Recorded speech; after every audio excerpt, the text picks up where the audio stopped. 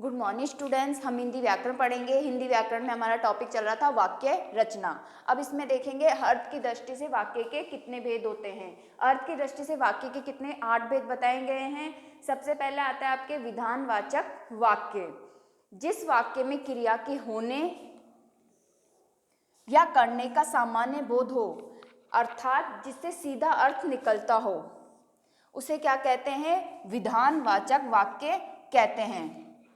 जैसे सूर्य गर्मी देता है, तो इसमें क्रिया का पता चल रहा है। क्या कौन सी क्रिया हो रही? देता है। क्या दे रहा है? सूर्य गर्मी देता है। उससे क्या हो रहा है? सामान्य बोध हो रहा है, सीधा अर्थ निकल भी रहा है, सूर्य गर्मी देता है। और उसी तरीके से दूसरा एग्जाम्पल है मोहन पढ़ता है। तो क्या कर रहा है? मोहन पढ़ने का काम कर रहा है, पढ़ता है, और सीधा अर्थ निकल रहा है, सामान्य अर्थ निकल रहा है, और सीधा क्या क्रिया का पता चल रहा है और सीधा अर्थ निकल रहा है मोहन पढ़ता है। क्या कर रहा है? मोहन पढ़ता है। तो वो कौन सी क्रिया होगी? आपके विधानवाचक वाक्य होगा। फिर दूसरा आता है आपके निषेधवाचक वाक्य। जैसे नाम से ही परिचित है, निषेध मतलब अवरोध का बोध है, जिसमें किसी की क्रिया का बोध ना होता हो। जिस वाक्य में क्रिया के न होने का बोध होता है, क्रिया के न होने का बोध होता है, उसे क्या कहते हैं? हम निषेधवाचक वाक्य कहते हैं। जैसे मोहन नहीं पढ़ता है, यहाँ क्रिया क्या है? पढ़ता है क्रिया। तो क्रिया नहीं, क्रिया का बोध नहीं हो रहा है, तो नहीं आ गया इसमें। तो क्या हो रहा है? क्रिया का बोध नहीं आ रहा है, तो वो कौन सा वाक्य होगा? निषेधवाचक वाक्य होगा। अगर मोहन पढ़ता है तो ये विधानवाचक वाक्य हो जाता है। इसमें नहीं आ गया, निषेध आ गया कि पढ़ता नहीं है, तो वो कौन सा होगा? निषेधवाचक वाक्य। उसी तरीके से सेकंड एग्जाम्पल है आपके मोहन नहीं जाता है। तो इसमें भी क्रिया का बोध नहीं हो रहा है, नहीं जाता है।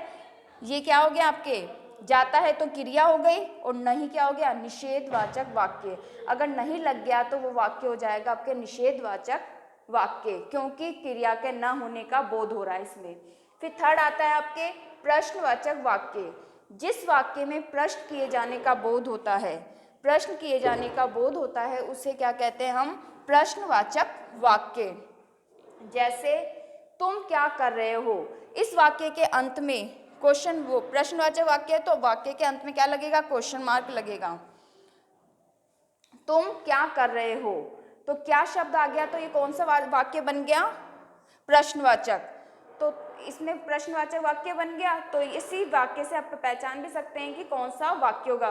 तुम कहाँ क्या कर रहे हो? तो कौन सा वाक्य हो गया? प्रश्नवाचक वाक्य, क्योंकि इसमें प्रश्न किया जा रहा है किसी से, उसका बोध हो रहा है, तो वो होगा आपके प्रश्नवाचक वाक्य। उसी तरीके से सेकंड एग्जाम्पल है मोहन क्या पढ़ रहा है। ये भी क्वेश्चन ही कर रहा है कि मोहन क्या पढ़ रहा है। तो ये क्वेश्चन है, प्रश्न का बोध किया जा रहा है इस वाक्य में, और क्या शब्द लग गया, और क्या शब्द लगने से ये क्या हो गया? प्रश्नवाचक वाक्य।